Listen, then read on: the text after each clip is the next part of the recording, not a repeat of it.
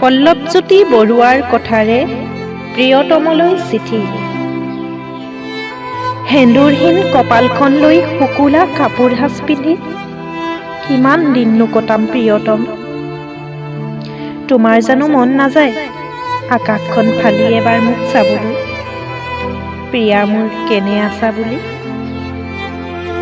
মন নাযায় নে তোমাৰ এবাৰ আহি সাৱটি ধৰিবলৈ, গালত এটি চুমা আঁকিবলৈ? কালি তোমাৰ বছৰেকীয়া কৰ্ম আছিল। পোনাটিয়ে মোক বাৰে বাৰে সুধিছিল, মা আজি আমাৰ কি সকাম পাতিছা? তেতিয়াই মোৰ বুকুখনে বৰকৈ উচপি উঠিছিল।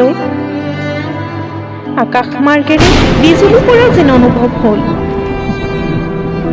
পোনাটিয়ে তুমি স্বৰ্গগামী হোৱাৰ কথা উপলব্ধি কৰিবকে পৰা নাই। মইনো কেনেকৈ কওঁ তাক তোমাৰ কথা, কেনেকৈনো বুজাও ধৰিবকে পৰা নাই। ইয়াৰ 2 বছৰ হৈছেহে মাথো। তুমি বিহীন জীৱন এটিলৈ ল'ৰাটোক ডাঙৰ কৰিছো।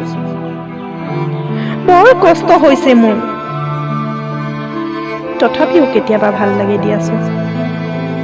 ইয়াৰ ধেমেলীয়া ৰংবোৰ চাই, থুমুক থাপাক খোজ, মৰম লগা হাঁহি, লাহি লাহি দুহাতৰ আঙুলি, ভৰি দুখন একেবাৰে তোমাৰ দৰেই হৈছে। চেহেৰা কিন্তু লাহে লাহে মোৰ দৰেহে হ'বলৈ ধৰিছে। তোমাক কথা এষাৰ ক'বলৈকে পাহৰিছিল। কালি তোমাৰ মিতিৰৰ ঘৰৰ পৰা মানুহ আহিছিল, মা দেউতা আহিছিল। ময়ে তেওঁলোকক নিমন্ত্ৰণ কৰিছিলোঁ। বাৰু কোৱাচোন, শুকুলা কাপোৰ সাজত মোক কেনেকুৱা দেখি? ভাল লাগেনে তোমাৰ এই কাপোৰ সাজত মোক চাবলৈ? বাৰু বাদ দিয়া এইবোৰ, আজি বৰ গৰম।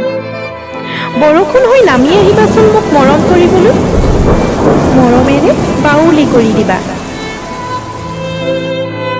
কলমৰ চিয়াহী শেষেই নহয়ও তোমাৰ কথা লিখি লিখি, অন্তও নপৰে দেখোন ভাৱনাবোৰ।